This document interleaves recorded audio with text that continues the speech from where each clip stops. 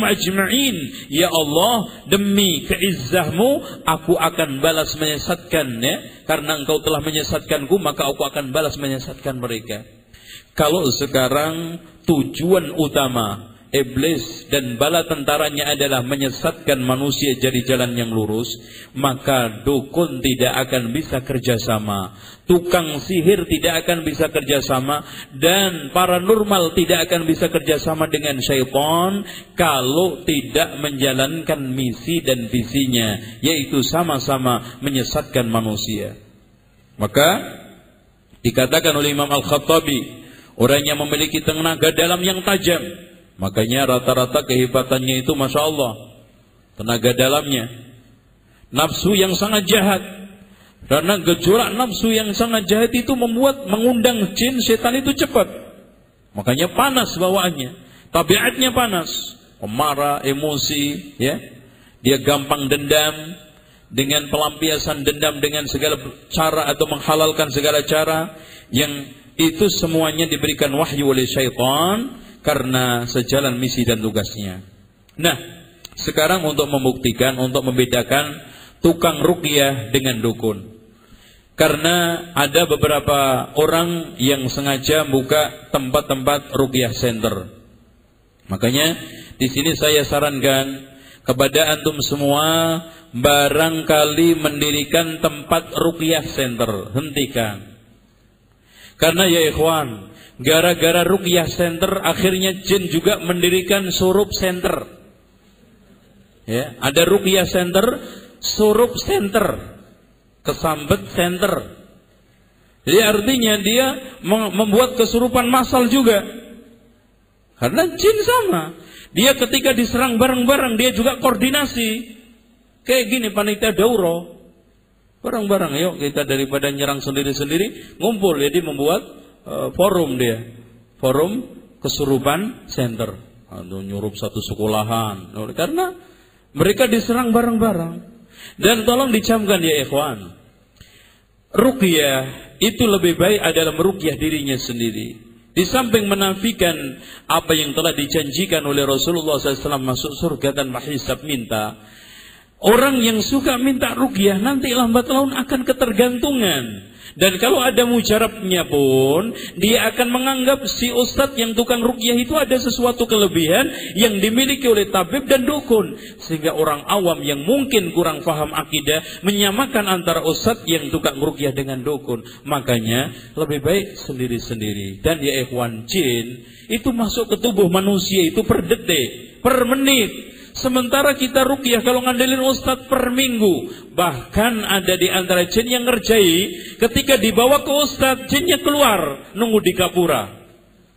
Nanti setelah diruqyah sampai kempus ya, sampai capek, pulang lagi, menongol lagi. Siapa yang bisa memastikan bahwa jin itu keluar pasti dan keluarnya kapan?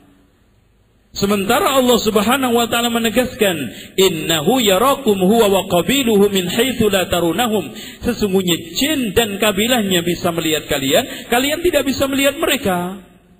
Dengan demikian ya ikhwan, meminta ruqyah di samping bertentangan dengan kita masuk surga tanpa hisab, dan keduanya nanti akan mengundang pemahaman miring di tengah umat yang nanti mungkin antum terbebas dari dunia perdukunan dan klinik, dinyatakan sebagai dukun, tabib, dan yang ketiganya tadi, ya.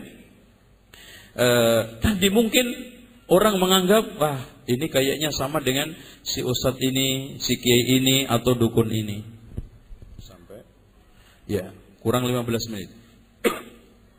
Tanda-tanda dukun. Biasanya satu, suka bertanya nama pasien dan nama ibunya. Makanya pengobatan jarak jauh tadi biasanya disuruh untuk mengirimkan rambut atau kuku dan nama ibunya atau nama kedua orang tuanya. Itu biasanya. Yang paling utama ditanya ibunya. Ibu kamu namanya siapa? Itu satu.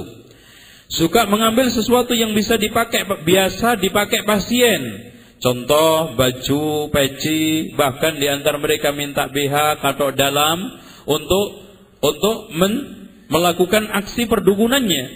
entah itu jasa santet atau sihir, itu biasanya itu. Contoh aja Mas, penglaris itu biasanya pakai BH sama pakai katok dalam. Itu biasanya kalau mau masak kuah itu diambil katoknya, diiniin di atas, ini bejananya itu. Itu masih mendingan. Ada yang dicelupin, sedap. Ya kita nggak tahu. Centong aja itu harganya bisa 2 juta. Centong untuk ngambil, yang centong sudah dikasih jimat japa-japi. Bahkan ada di antara mereka yang pengen baksonya laris, itu katok dalam dilenting, dimasukkan ke dalam itunya bejananya. Makanya sampai pernah masuk derap hukum, ada katok dalam belatungan. Makanya ikhwan, orang itu kalau sudah akidahnya tidak benar, ngeri. Barang-barang yang mustahil bisa jadi kenyataan. Coba antum sadar nggak, di Solo ini ada Kiai Slamet, kiai paling bodoh seluruh Indonesia. Itu iya nggak, Mas? Kiai paling bodoh di Indonesia siapa? Kiai Slamet, karena kebo. Itu mana ada kebo pinter kan gitu. Itu coba bayangkan, tainya kan dibuat rebutan, kotorannya. Itu bisa dibuat campur, dicolek, buat untuk campur pupuk mendingan, buat pedak juga masih mendingan. Coba kalau dibuat campur air bakso. Yang bakso itu kaedahnya kan panas sama sedap. Yang penting itu mau dicampur apa kita nggak tahu. Dengan demikian kalau sudah tidak iman, takwa, ngeri, ikhwan, ngeri. Ya. Nah ini. Selanjutnya, ciri-ciri dukun. Yang ketiga, terkadang meminta binatang yang sifatnya tertentu untuk disembelih. Ya, saya minta ayam hitam atau kambing warnanya hitam. Semuanya hitam karena memang jin itu suka yang hitam. Kecuali akhwat ya, pakai pakaian hitam bukan disenangi jin ya. Ini ya. Dan salah paham.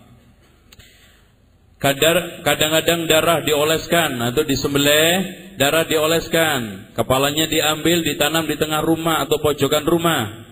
Itu biasanya itu memberi bungkusan hijab atau tumbal kepada pasien yang berisi huruf-huruf dan angka-angka yang tidak bisa dipahami. Kadang menyuruh pasien untuk menjauhi manusia beberapa hari dengan menyepi atau mengurung diri dalam sebuah kamar gelap yang disebut oleh orang awam sebagai khujbah.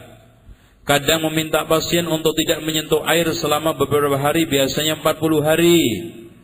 Memberi sesuatu kepada pasien untuk ditanam di dalam rumah, entah kadang di depan rumah, mau masuk ke gapura, atau di dalam kamar, atau di pojokannya. Memberi lembaran kertas kepada pasien untuk dibakar, lalu asapnya digunakan untuk mengasapi diri atau diseduh dalam air. Ini biasanya digunakan untuk orang-orang yang mau ujian, mahasiswa atau siswa SMU, atau orang yang kena penyakit, umpamanya kanker, itu biasanya disuruh minum. Coba bayangkan ikhwan, zat pena yang digunakan tulisan aja itu sudah berbahaya. Berbahaya. Dan bahkan mungkin kita tidak tahu bahan kimia apa yang dimasukkan karena memang bukan untuk diminum. Dan kertasnya saja itu campuran kimia berbahaya dibuat nulis. Coba dimasukkan ke dalam perut kita, ke tubuh kita. Jadi cerdas enggak kita? Makanya keluar dari S1 ya, tetap aja gitu mentalnya. Karena S1 produk dukun. S1 jasa klenik. Akhirnya apa? Tetap pemikirannya nggak bisa kerja di tempat-tempat yang bagus, sehingga bangsa Indonesia itu katanya masih otak-otak berlian yang belum digali, gitu. Otak berlian yang belum digali, ibarat hutan masih perawan. Jadi kerja jadinya bodoh-bodoh karena otaknya masih belum termanfaatkan sama sekali. Itu hebat enggak itu ya? Berkomat kamit. Berkomat kamit ketika membaca mantra atau doa-doa dengan bahasa yang tidak bisa dipahami. Itu kadang-kadang dipahami juga lucu. Umpamanya dia punya mantra coba japu hinjel tumone asu, kan itu ada mantra seperti itu. Yang penting ngundang kesenangan jin. terkadang memberitahu kepada pasien tentang namanya, kampung halamannya, kesulitan yang dihadapi. Ini bisa benar. Tapi ikhwan, kadang-kadang ada sebagian dukun yang nipu. Dia setiap pasien yang datang masuk itu sudah ditebak. Dia punya teman di